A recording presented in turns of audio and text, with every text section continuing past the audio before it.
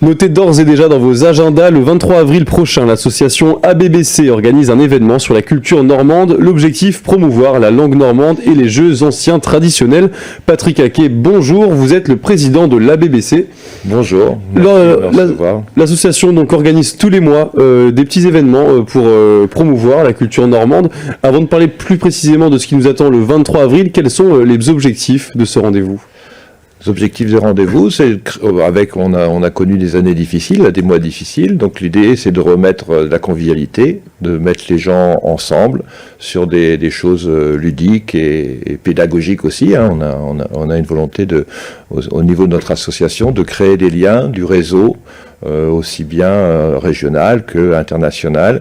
Et là, on est rentré en contact avec la FAL, qui est une association qui défend les parlers normands et qui travaille pour tout ce qui va être jeux et sport traditionnel normand. Alors le 23 avril, le rendez-vous est donné à 11h, donc ça sera une journée sportive, même si on n'en doute pas, hein, ça sera l'occasion de boire un petit apéro sans doute. Il y aura du choul, du cub et même un championnat du monde de BZ. Alors avant de parler plus précisément des deux premiers, la BZ, qu'est-ce que c'est ? Je crois que ça se joue avec des dés que vous avez apporté justement. Je vous ai amené un exemple de BZ, donc c'est un jeu de comptoir, hein, des parties qui durent 4-5 minutes. Donc l'idée c'est de faire un jeu très interactif et notre projet c'est de commencer donc à la Saint-Georges le 23, le lancement du championnat du monde qui se finira fin septembre à la Saint-Michel. Donc voilà, il y a une période et l'idée c'est que les gens jouent bien sûr dans notre espace, mais surtout le concept c'est que les gens jouent partout dans le monde, créent eux-mêmes leur BZ, leur jeu et nous envoient une vidéo ou une photo avec le résultat de la partie pour qu'ils rentrent dans le classement mondial. Voilà, donc on a déjà des joueurs au Maroc, des joueurs au Sénégal, des joueurs au Canada, et on espère qu'on aura beaucoup de joueurs en Normandie. Voilà, lancer une dynamique comme ça, de choses très fun, pas très sérieux, mais où on va créer des connexions. Alors donc la BZ, et pour ceux qui ne connaîtraient pas, donc les deux autres que j'ai cités, le choul et le cub, qu'est-ce que c'est ? Alors la choul et le cub, c'est surtout des jeux traditionnels nordiques et normands, et notre envie, c'est de créer des équipes sur le territoire. Donc on va faire une démonstration de choul à la crosse, hein, qu'on peut dire que c'est l'ancêtre du hockey sur gazon, hein, avec des règles particulières pour le comptage des points, mais on va faire une démonstration avec des équipes de choul. Il y a une dizaine d'équipes de choul en Normandie, hein, il y a des compétitions, des tournois qui ont lieu régulièrement. Donc l'idée qu'on a au niveau de la BBC, c'est de créer une équipe de choul et pouvoir participer au championnat de Normandie. Et donc le cub alors ? Le cub c'est un jeu nordique, hein, qui est le jeu du roi, et où on doit dégommer des pièces en bois. Voilà, c'est un jeu très sympathique qui se joue en plein air sur l'herbe. Et pareil, il y a des compétitions. Et là, le jeu du roi, le cub, il y a une compétition européenne officielle. Donc pareil, notre objectif, c'est de créer une équipe de cub. Alors, c'est une compétition qu'on peut faire en individuel ou en équipe.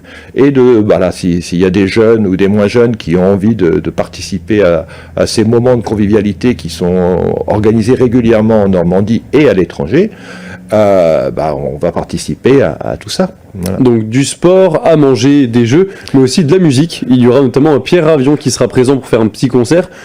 Pour ceux qui ne le connaîtraient pas, qui est-il ? Alors Pierre Ravion, beaucoup de gens le connaissent déjà, hein, c'est un ami de longue date depuis qu'on est en activité sur le territoire. C'est un garçon qui avait le 33 à Montreuil-l'Argilé, qui organisait des soirées et qui est partout, très régulièrement. Là, il va faire, je ne sais plus quelle date, mais il va faire un concert pour l'Ukraine. Voilà, c'est quelqu'un qu'on estime beaucoup, et dès qu'on l'a appelé pour participer avec nous à cette aventure, il était tout de suite partant.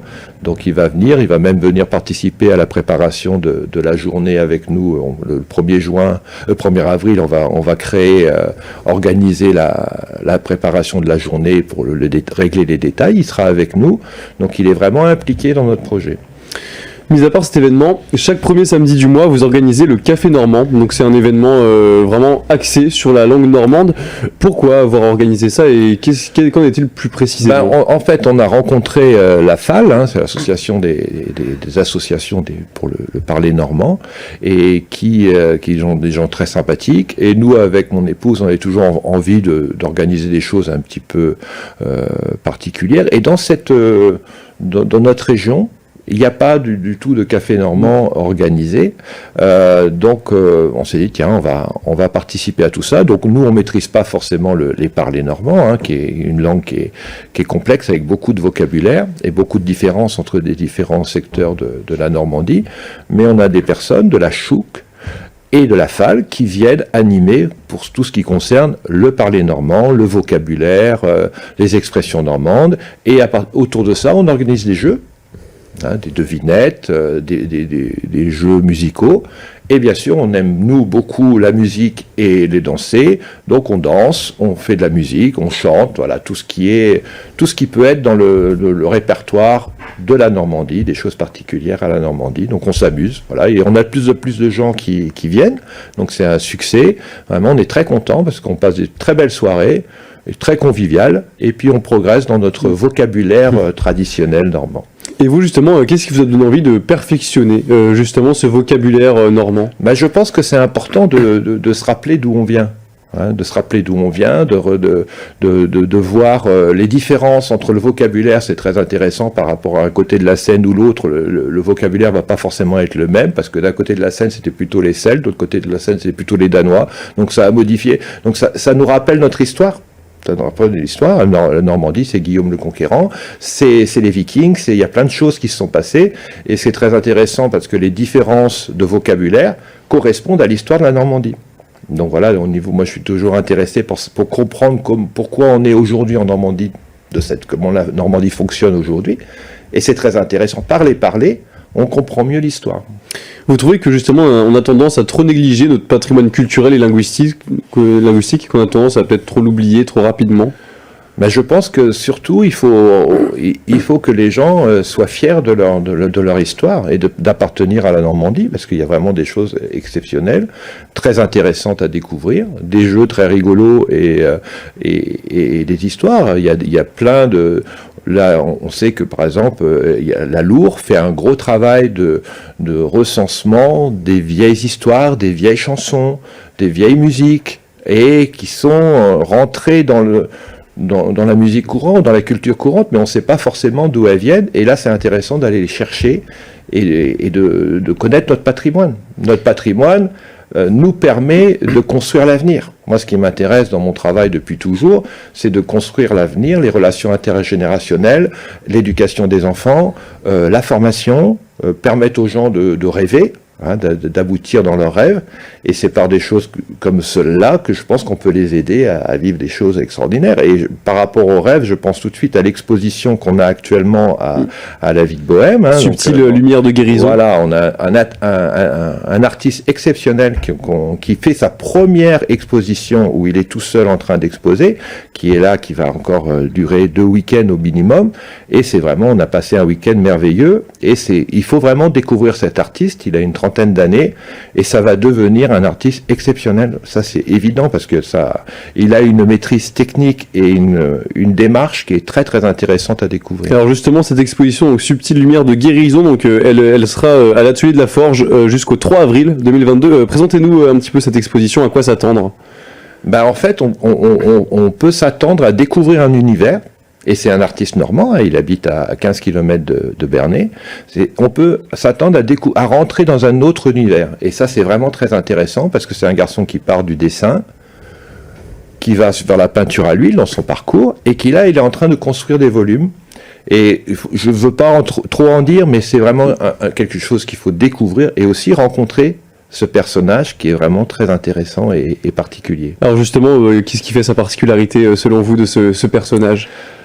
L'univers qu'il est en train de se créer. Souvent, les gens rêvent d'un univers ou d'une façon de vivre, et c'est un garçon qui, depuis une 10aine d'années, a décidé de créer son univers. Et c'est un modèle, je pense, c'est pas forcément ce qu'il fait, c'est un modèle, mais sa démarche, c'est un modèle de créer son parcours, de créer sa vie.